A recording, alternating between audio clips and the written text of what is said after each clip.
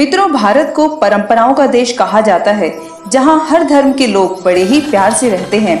चाहे मंदिर हो, मस्जिद हो या फिर मकबरा, आपको जैसी चीजें भारत में देखने को मिलेंगी वैसी पूरी दुनिया में कहीं नहीं है। और आज हम इस वीडियो में आपको भारत में मौजूद सैकड़ों साल पुराने एक ऐसे रहस्यमयी मंदिर के बारे में बताएंगे जहां कोई पत्थर की मूर्ति नहीं बल्कि स्वयं जीवित भगवान मौजूद हैं, जिन्हें गर्मी लगती है, जिन्हें पसीना निकलता है और जिनके लिए पंखे तक की व्यवस्था की जाती है। मित्रों, वीडियो अच्छी लगे तो लाइक करें हमारे चैनल को और सब्सक्राइब कर प्रेस करें बेल आइकन को। यह मंदिर दुनिया के सबसे रहस्यमयी मंदिरों में से एक है, जिसका नाम श्री तिरुपति बालाजी मंदिर है। यह मंदिर दक्षिण भारत के राज्य आंध्र प्रदेश के चित्तूर जिले में बना हुआ है। वैसे तो दक्षिण भारत में सैकड़ों ऐसे मंदिर हैं जो विश्व प्रसिद्ध हैं, लेकिन श्री तिरुपति बालाजी सबसे प्रसिद्ध मंदिरों में से एक है। इस मंदिर में श्री भगवान विष्णु जी के अवतार श्री वेंकटेश्वर महाराज जी की पूजा अर्चना की जाती है। सबसे खास बात यह है कि इस मंदिर के गर्भगृह में जो मूर्ति स्थापित की गई है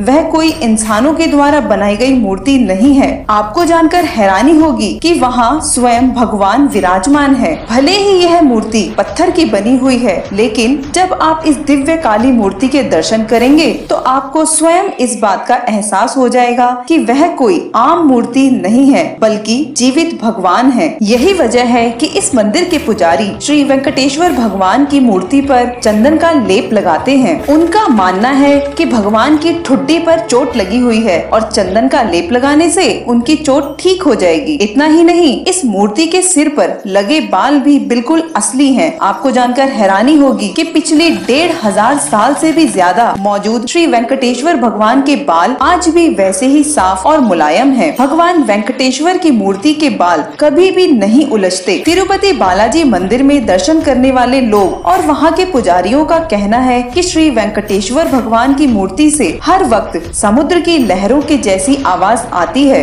अगर आप भगवान की मूर्ति को कान लगाकर सुने तो आपको ऐसा लगेगा मानो आप समुद्र में उठ रही लहरों के बीच खड़े हों। इस मंदिर में दान देने की गजब की परंपरा है। इस मंदिर में दर्शन करने वाले श्रद्धालुओं का कहना है कि वह यहाँ जो भी मन्नत मांगते हैं उनकी मन्नत जरूर पूरी होती है और एक बार मन्नत पूरी होने के बाद वहाँ जाने वाले श्रद्धालु अपने बालों को दान करके अपनी आस्था प्रकट करते हैं। मित्रों, आपको जानकर हैरानी होगी कि श्री तिरुपति बालाजी मंदिर में हर दिन 20,000 से ज्यादा श्रद्धालु अपने बालों को दान करते हैं। बड़े से बड़े उद्योगपति से लेकर राजनेता तक भी यहाँ आशीर्वाद लेने के लिए आते हैं और गुप्त दान में रुपए, सोना, चांदी का चढ़ावा चढ़ाते हैं। दुनिया के इस सबसे अमीर मंदिर की भारत के कई बैंकों में 12,000 करोड़ से भी ज्यादा की फिक्स डिपॉजिट है, जिससे हर साल करीब 800 करोड़ से ज्यादा ब्याज के रूप में मंदिर के ट्रस्ट की कमाई होती है। मित्रों, क्या आपको इस बात की जानकारी थी? आप हमें कमेंट में बताइएगा जरूर। जब कभी आप तिरुपति बालाजी मंदिर जाएंगे तो आपको वहाँ के मुख्य दरवाजे के दाईं ओर रखी हुई एक छड़ी दिखाई देगी। क्या आप यकीन करेंगे कि यह वही छड़ी है जिससे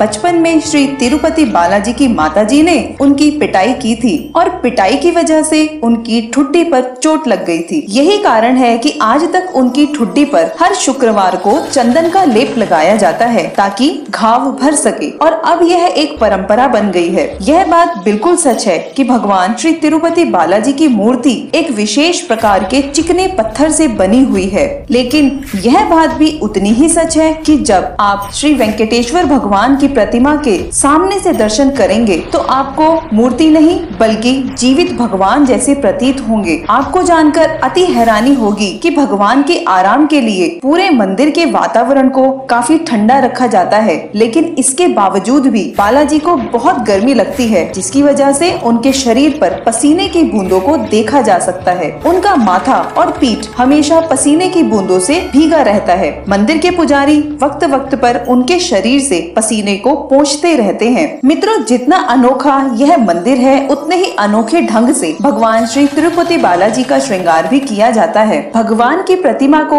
हर दिन नीचे धोती और ऊपर साड़ी से सजाया जाता है। पुजारियों का मानना है कि भगवान श्री तिरुपति बालाजी में ही माता लक्ष्मी का रूप भी समाहित है और इसी वजह से इस तरीके का श्रृंगार किया जाता है। वैसे तो भगवान श्री तिरुपति बालाजी विष्णु भगवान का रूप है, लेकिन भगवान बालाजी के हृदय में माता लक्ष्मी विराजमान होती हैं और माता लक्ष्मी की मौजूदगी उस वक्त पता चलती है जब हर गुरुवार को बालाजी का श्रृंगार उतारकर उन्हें स्नान करवाया जाता है और उनके शरीर पर चंदन का लेप लगाया जाता है। जब चंदन का लेप वापस हटाया जाता है तब उनके हृदय पर लगे चंदन में देवी लक्ष्मी का स्वरूप नजर आने लगता है। मित्रों, इस मंदिर में हर रोज तुलसी के पत्ते का चढ़ावा दिया जाता है, लेकिन जहाँ हर मंदिर में तुलसी के पत्ते को चढ़ाने के बाद श्रद्धालुओं में प्रसाद के तौर पर बांट दिया जाता है, श्री तिरुपति बालाजी मंदिर में ऐसा बिल्कुल भी नहीं होता। बालाजी मंदिर में तुलसी चढ़ाने के बाद मंदिर के प्रांगण में ही मौजूद एक कुएं में विसर्जित कर दिया जाता है और ऐसा कहा जाता है कि